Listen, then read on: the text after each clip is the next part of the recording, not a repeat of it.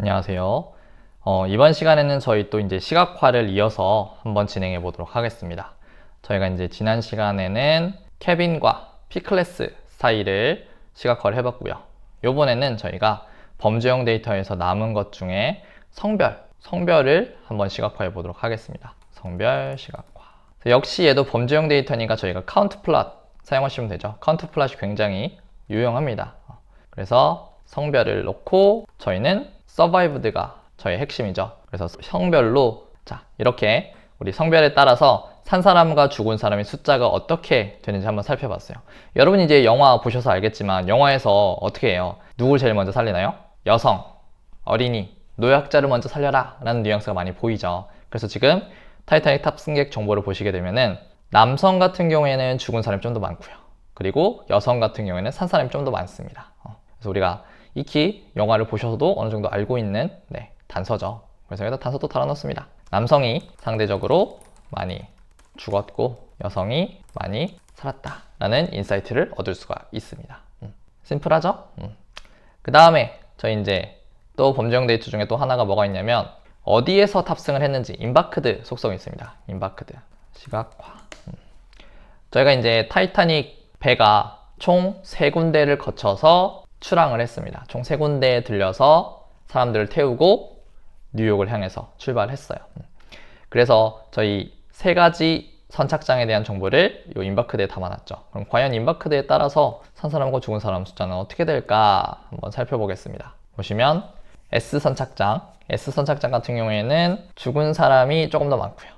그리고 C는 산 사람이 살짝 많고요. Q도 죽은 사람이 조금 많습니다. 그래서 S가 이제 좀 많긴 한데 이거는 이제 생각하기에 좀 다르겠죠. 아무래도 S가 좀 많은 사람들이 탑승을 해서 죽은 사람이 많을 수도 있어요. 특히 이제 대중적인 공원이다 보니까 등급을 가리지 않고 좀 가난한 분들도 3등급에 탑승한 좀 싸게 탑승하는 분들도 이 S에서 많이 탑승을 했을 수가 있어요. 그래서 죽은 사람의 비율이 많을 수도 있습니다.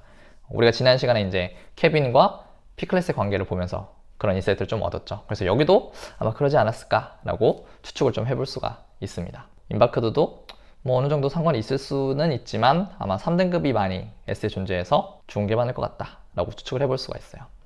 이렇게 해서 이제 저희가 범주형 데이터 대략적으로 이제 한번 시각화 해봤고 이번엔 저희가 이제 수치형 데이터 시각화도 한번 진행해 보겠습니다. 저희 수치형 데이터 시각화 한번 해볼게요.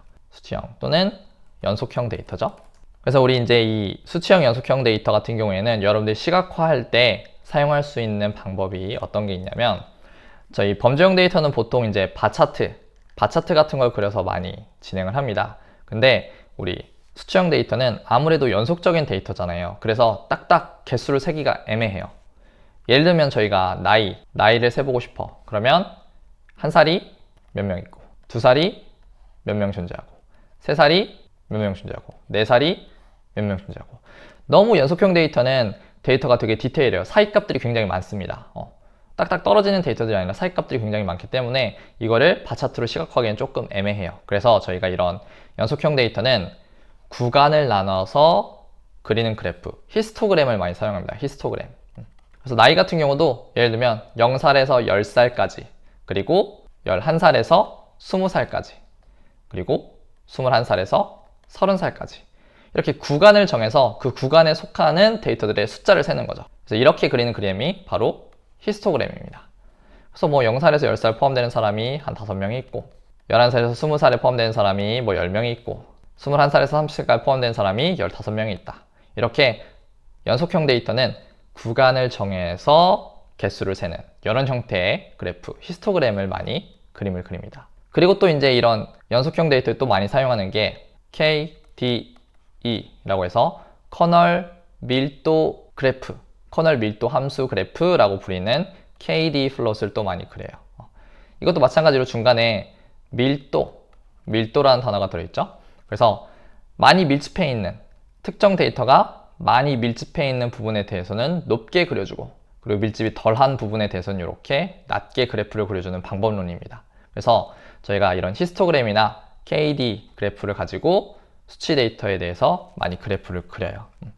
그럼 저희는 C본에서 이 KD 그래프, 커널 밀도 그래프, 밀도가 높은 곳은 높게 그려주고 밀도가 낮은 곳은 좀 낮게 그려주는 요 KD를 기반으로 한 바이올린 그래프라는 게 있습니다. 바이올린 그래프를 한번 그려볼게요.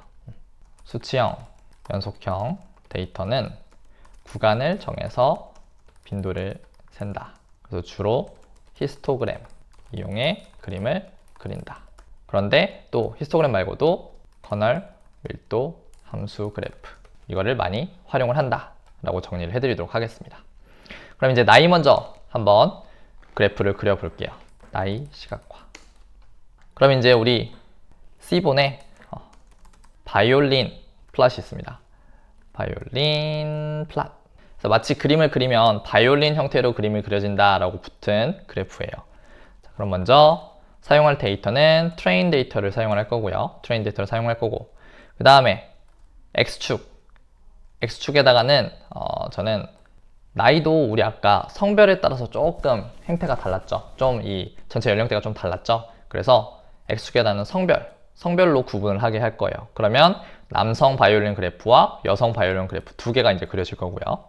Y축에는 이제 실제로 우리가 궁금한 거, 나이에 따라서 그래프를 그려보고 싶은 거죠. 그래서 Y축에는 age를 넣을 거고요. 그 다음에 이제 우리가 이 age와 뭐의 관계가 중요해요?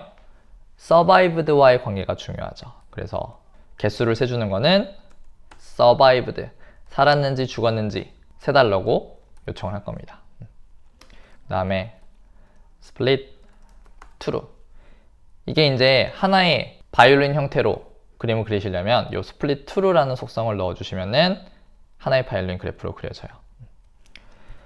자, 한번 시각화 해볼까요? 실행. 대문자 S죠. 짜잔, 이렇게 바이올린 그래프가 그려집니다. 진짜로 바이올린 모양처럼 생기지 않았나요? 네. 그래서 아까 우리가 split true를 썼는데 split false를 한번 넣어보시면은 이렇게 네 가지로 나오죠. 남성인데 죽은 사람, 산 사람, 여성인데 죽은 사람, 산 사람에 대해서 각각 따로따로 그래프가 그려지는데 이 스플릿을 true 속성을 주시면은 어차피 지금 보면 약간 대칭으로 그려져 있잖아요. 대칭으로 그려져 있으니까 요거 두 개를 합쳐서 이렇게 split true, 반절만 딱 쪼개서 두 개를 붙여버린다. 이 속성을 넣으시면은 이렇게 한눈에 표를 보실 수가 있게 됩니다. 그래서 X축에는 저희가 성별을 넣었으니까 남성과 여성의 구분을 해줬고요. 그 다음에 Y축 숫자는 저희가 age, 나이대별로 뭔가를 보고 싶으니까 Y에다가 age를 넣었습니다. 그리고 survived, 산 사람과 죽은 사람의 구분을 해줘야겠죠. 그래서 지금 이제 그래프를 한번 해석을 해볼게요. 뭐든지 우리 그래프 해석이 중요하죠. 그러면 남성의 경우를 먼저 볼게요. 남성의 경우에는 죽은 사람의 나이대를 보시게 되면은 주로 어디서 많이 죽었냐면 한 20대, 여기가 30대라고 치면은 한 20대 중후반 사람들이 굉장히 많이 죽은 걸 볼 수가 있죠. 우리 이 바이올린 그래프는 뭘 기준으로 한다 그랬어요? KDE, 커널 밀도 그래프라 그랬죠. 밀도가 높으면 높게 그려주고 밀도가 낮으면 낮게 그려주는 그래프라 그랬죠. 그래서 이걸 약간 옆으로 돌려서 보셔도 돼요. 그래서 지금 남성 중에서 죽은 사람이 많이 밀집돼 있다. 근데 그 나이대는 몇 살이라는 거예요? 한 20대 중후반이라는 겁니다. 그리고 산 사람 보시면 산 사람이 밀도가 높은 부분 이 부분이죠. 그럼 이 나이대는 주로 한 20대 엄청 후반이나 30대 초반 정도 사람들이 많이 포진돼 있다. 밀도가 그때 그 나이대에 많이 몰려 있다라는 거를 확인할 수가 있어요. 그리고 이제 여성도 비슷하죠. 여성도 죽은 사람과 산 사람의 나이대는 한 20대 초반 정도, 20대 초중반 정도가 죽은 사람과 산 사람이 이렇게 많이 있는 걸 볼 수가 있습니다. 그래서 우리 밀도 그래프는 특정 구역에 많이 밀집해 있으면 높아지고 특정 구역에 밀집이 안 돼 있으면 낮아지는 형태를 띈다 그랬죠. 그리고 이제 여기서 특이한 게 있어요. 뭐가 특이하냐면 여기 밑에 한번 보시겠어요? 나이가 좀 어린 친구들 있죠. 지금 여기 10살 미만의 친구들 보이시나요? 이 부분? 무슨 차이가 있죠, 여러분? 보면은 10살 미만의 친구들을 보시면 죽은 사람, 이 나이대에 죽은 사람 수가 좀 적어요. 오히려 산 사람의 숫자가 많죠. 근데 여성 쪽을 보시면 여성 어린아이들은 죽은 사람이 좀 더 많고 산 사람이 밀도가 좀 더 떨어지는 걸 볼 수가 있죠. 좀 더 적다는 걸 볼 수가 있죠. 아마 이제 이 시대상을 봤을 때 약간 남아선호사상 때문에 어린아이들 중에서도 남자아이들을 좀 더 많이 살리려고 했던 것 같아요. 그래서 타이타닉 탑승객에 대한 정보를 봤더니 남자 아이들이 조금 더 많이 살고 여자 아이들은 조금 더 죽은 걸 볼 수가 있죠. 아쉽지만 뭐 이 당시의 시대상 때문에 이런 것들이 좀 반영되지 않았나 생각을 합니다. 그럼 이렇게 나이를 한번 저희가 바이올린 그래프로 한번 그려봤고요. 자, 그럼 여기다 또 우리 작성을 해놓을까요? 얻은 인사이트를 적어놔야 되죠. 20대에서 주로 30대 중반 사람들이 탑승객이라고 할게요. 탑승객들이 많이 사망하거나 생존했다. 근데 이제 특이한 거는 10살 미만 중에는 남자아이가 여자아이보다 생존한 사람의 숫자가 많다. 남자아이들이 여자아이들보다는 생존한 사람들의 숫자가 좀 더 많은 인사이트를 우리가 얻어볼 수 있었습니다. 그렇죠? 그 다음에 이제 또 저희가 또 연속형 데이터 중에서 요금 데이터가 있었습니다. 요금 데이터. 우리 요금 데이터도 한번 시각화해 볼게요.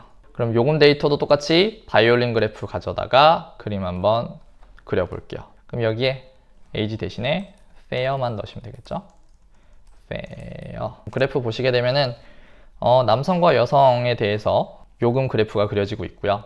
일단 많이 밀도가 높은 거는 요금이 낮은 사람들, 거의 이제 한 $30 미만, $30 미만의 사람들이 거의 대부분 존재하는 걸 볼 수가 있고요. 요금을 비싸게 주고 산 사람들은 얼마 없다는 걸 볼 수가 있죠. 그래서 거의 이제 한 $500 가까이, 그 $500 가까이 되는 돈을 내고 탑승한 사람들도 존재하는 걸 볼 수가 있습니다. 그리고 또 이제 중요한 거는 살았냐 죽었냐죠. 그래서 살았냐 죽었냐를 보시게 되면은 아무래도 돈이 많은 쪽에서는 이제 산 사람과 죽은 사람에 대한 격차가 잘 안 보이시죠. 근데 싼 요금을 보시게 되면은 산 사람보다는 어때요? 죽은 사람이 좀 더 많죠. 여성도 마찬가지죠. 여성도 산 사람보다는 죽은 사람이 훨씬 많은 걸 볼 수가 있습니다. 그래요. 그럼 여기서 우리가 얻을 수 있는 인사이트는 요거죠. 요금이 싼 사람이 비교적 많이 사망했다. 요금이 싼 사람이 비교적 많이 사망했다는 정보를 얻을 수가 있습니다. 아무래도 이제 요금이 싸니까 뭐 그냥 일반적인 상식으로 생각했을 때 저희가 이제 요금이 싸면 보통 자리가 안 좋잖아요. 그래서 뭐 예를 들면 배에서도 하단부에 자리가 좀 많이 있을 수도 있고, 그러면 이제 아마 탈출하는데 좀 어려웠을 수도 있겠죠. 그리고 영화에서 보시더라도 영화에서도 막 물이 이제 막 밀고 들어오잖아요. 그래서 아무래도 요금이 싸면 하단부, 배 밑바닥 부분에 좀 아랫부분에 이제 들어있고 또 물이 막 밀려 들어오다 보니까 생존하지 못하고 사망했던 경우가 좀 더 많지 않았나 이렇게 생각을 합니다. 그래서 이런 거 결국엔 다 여러분의 생각이라고 말씀드렸죠.